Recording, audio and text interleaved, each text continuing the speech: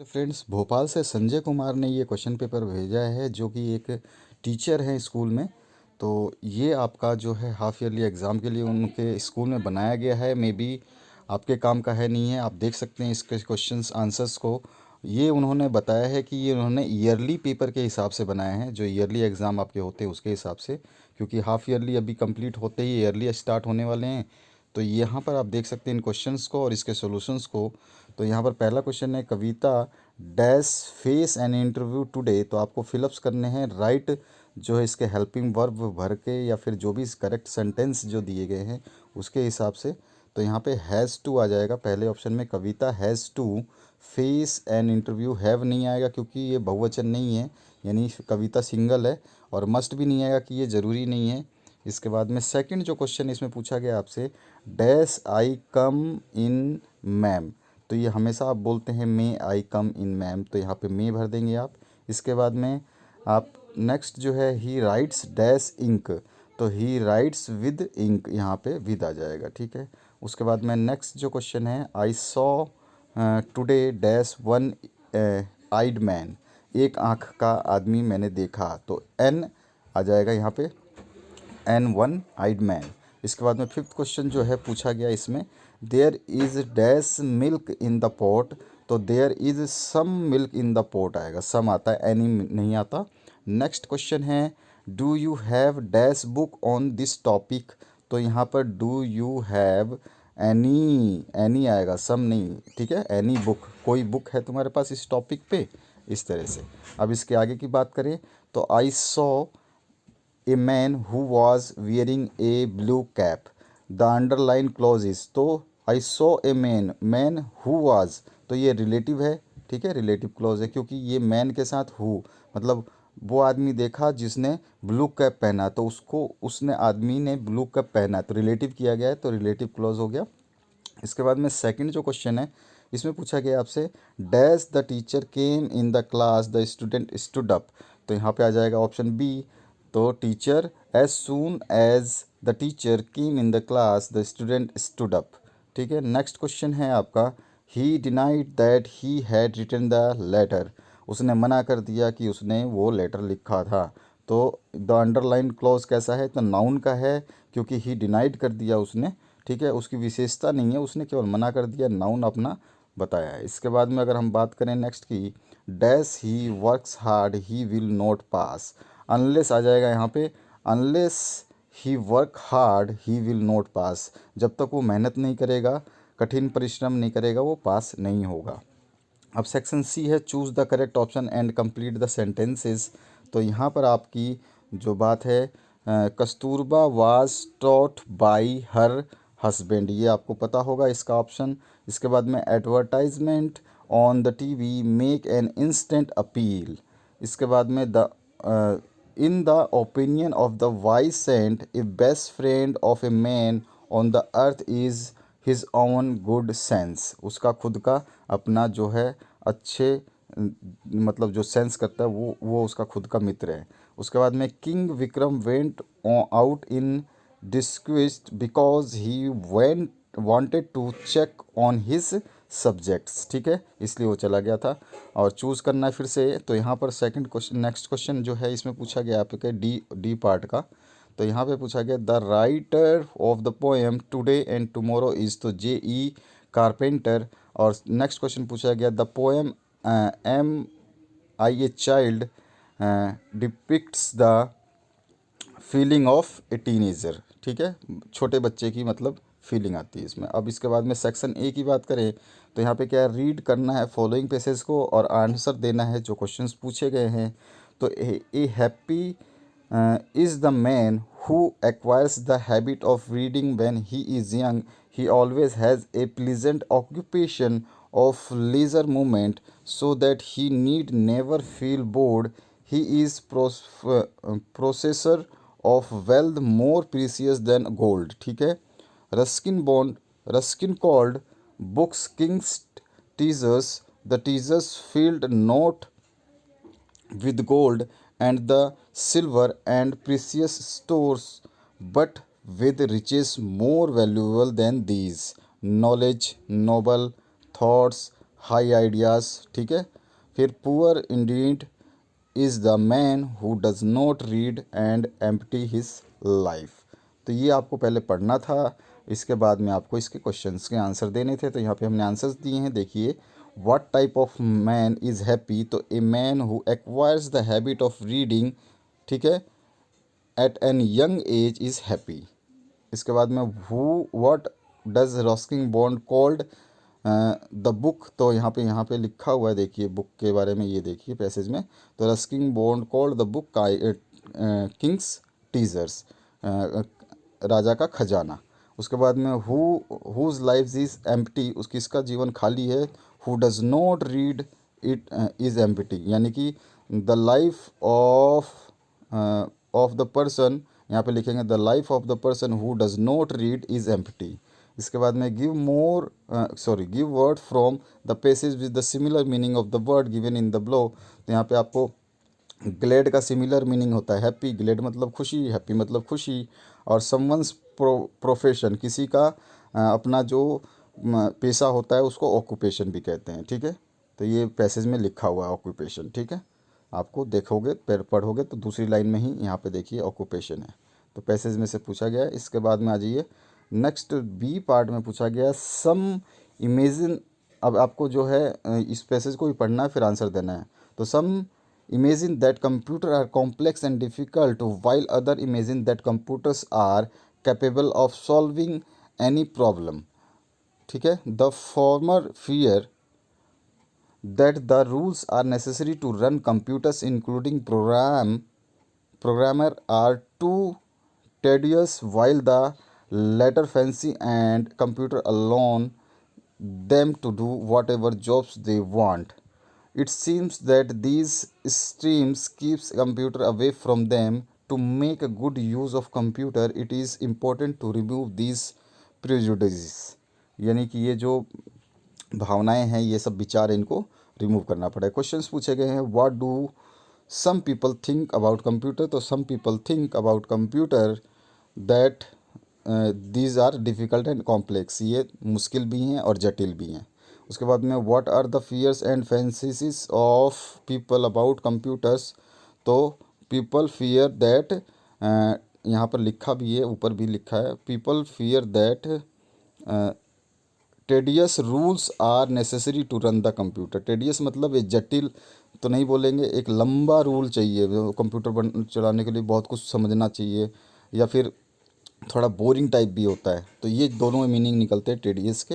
इसके बाद में आपका who are responsible for keeping the computers away from people, ये बताना है। तो extreme people are responsible for keeping the computers away, extreme people, ठीक है। उसके बाद में फैंसी मीन्स क्या होता है, तो वांट टू डू समथिंग, ठीक है।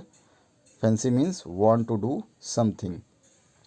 फैंसी मतलब पैशन नहीं होता है, फियर अबाउट समथिंग नहीं होता है, और वेरी मॉडर्न भी नहीं होता है। फैंसी मतलब वांट टू डू समथिंग। उसके बाद में प्रेजुडिस आर, तो यहाँ पे फॉल्स नोटेशन, यानी कि असत्य बातें जो होती है उसको बोलते हैं, ठीक है। अब इसके बाद में आ जाइए नेक्स्ट सी सेक्शन में आपसे पूछा गया है discipline means obedience to the establishment's rule of conduct. Certain rules have been laid down in every society to control and regulate the life and activities of its members, so that the society as an whole may process in harmony peace. If any of these rule is broken, there is trouble and the society suffers. In fact, discipline is the very basis of progress in every sphere, public and private. A man without discipline is like an engine without a brake. It is the duty of every student to follow discipline if they want to build their lives prosperous, ठीक है।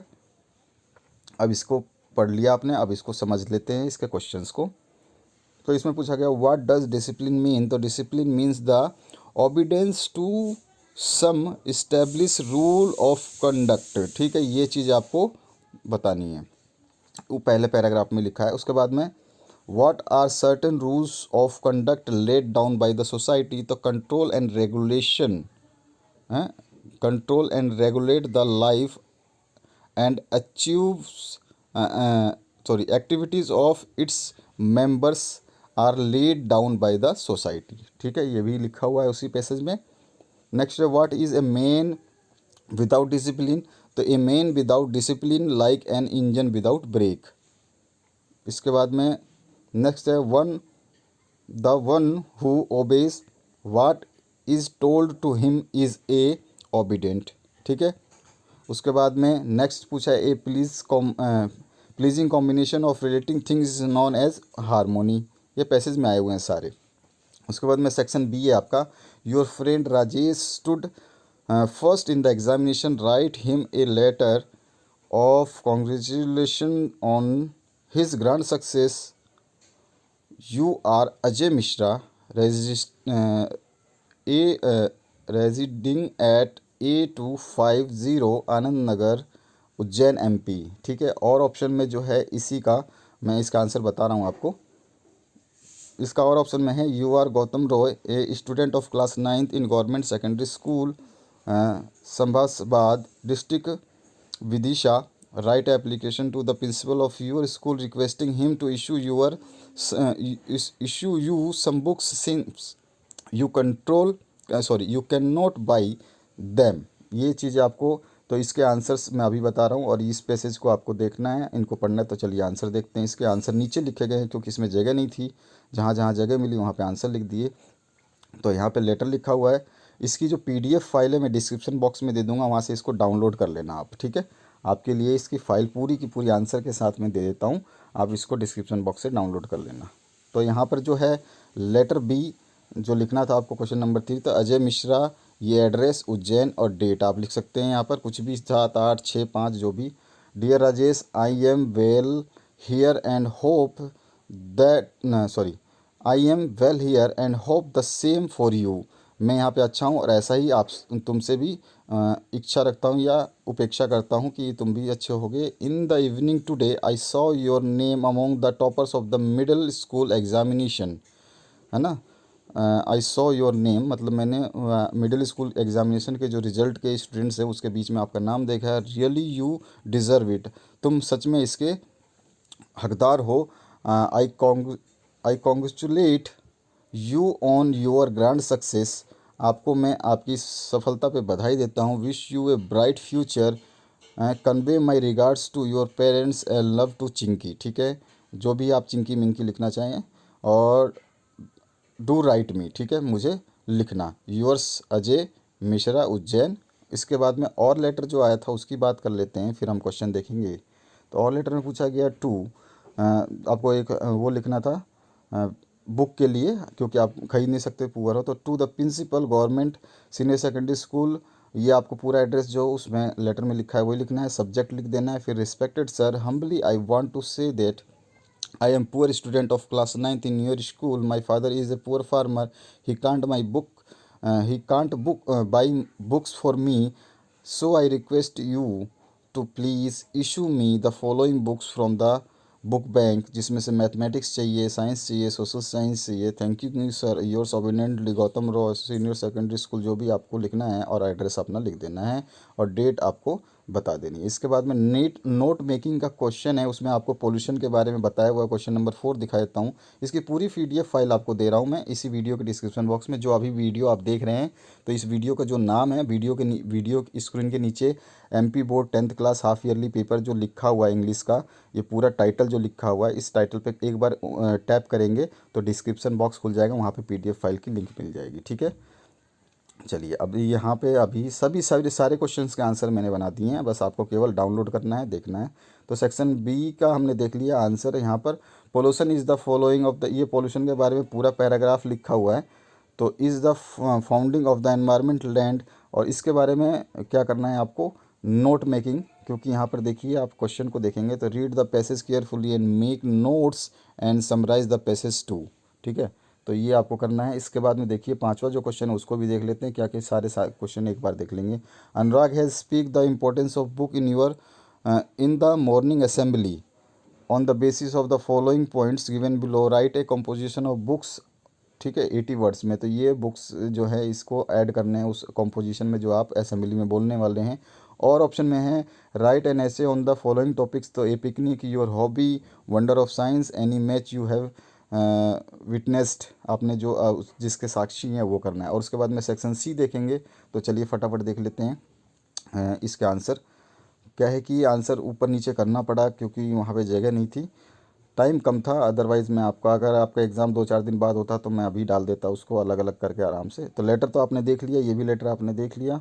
अब इसके बाद में जो है next इसमें आपको नोट मेकिंग का था। तो ये रहा क्वेश्चन नोट मेकिंग। तो सबसे पहले आपको बताना है पोल्यूशन टॉपिक है, the following of the movement उसी पैसेज में से लिखा हुआ है, उसका कौन कौन से रीज़न है, लैंड है, वेस्ट है, एयर है, कॉजेज़ क्या क्या हो सकते हैं। तो वेस्ट, स्मोक और केमिकल्स जो हैं इसके कॉजेज़ हैं।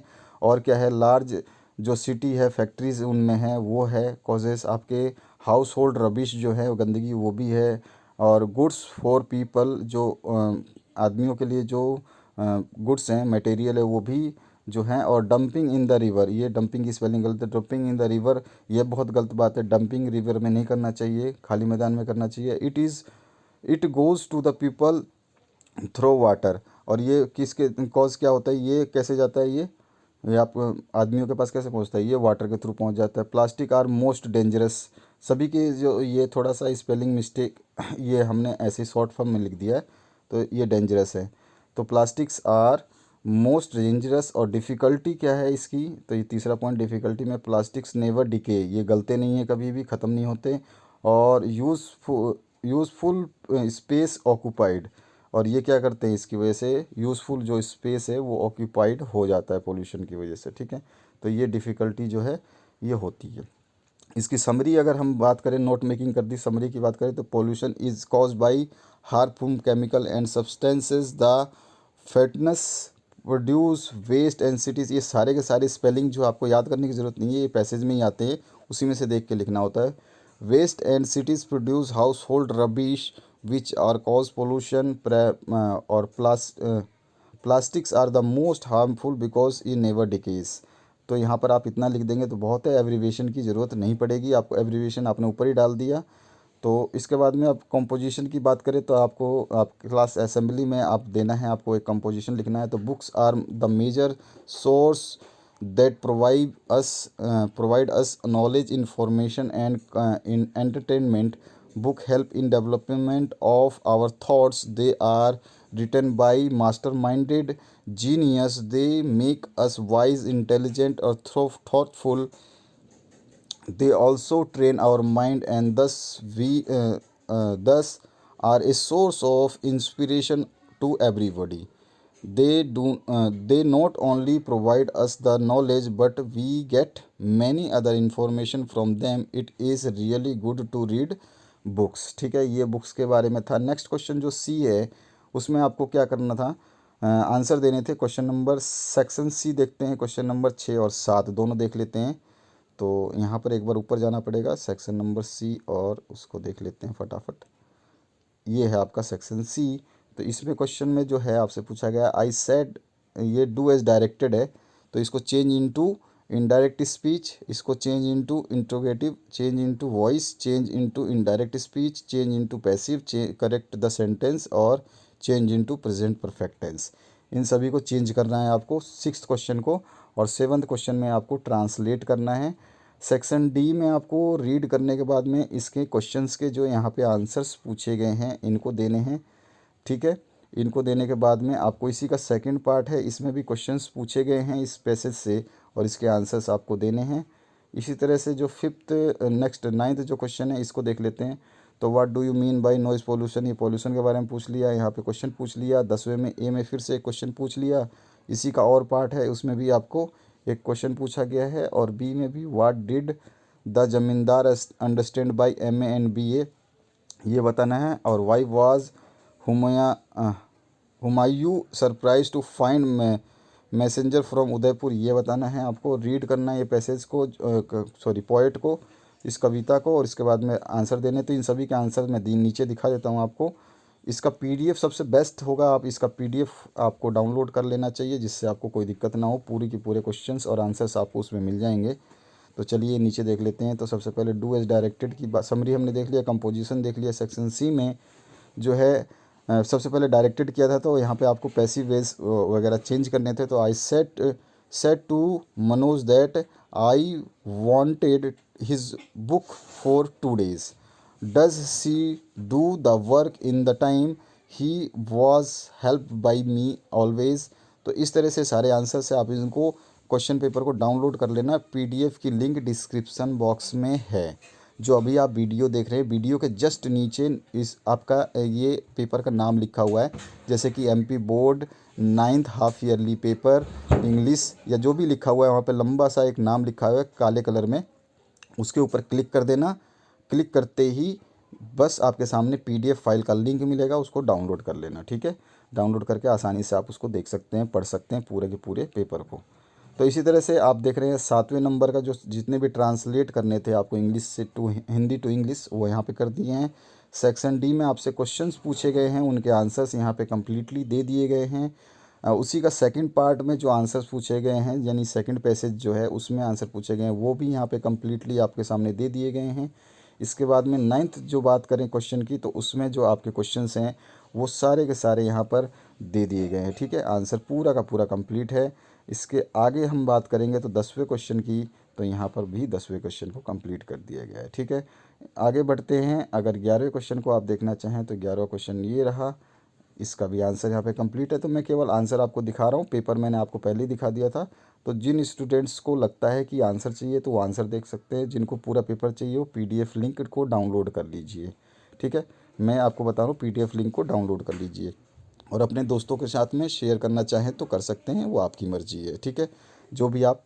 Thank you very much for watching this video. तैयारी करिए, best of luck for your examinations.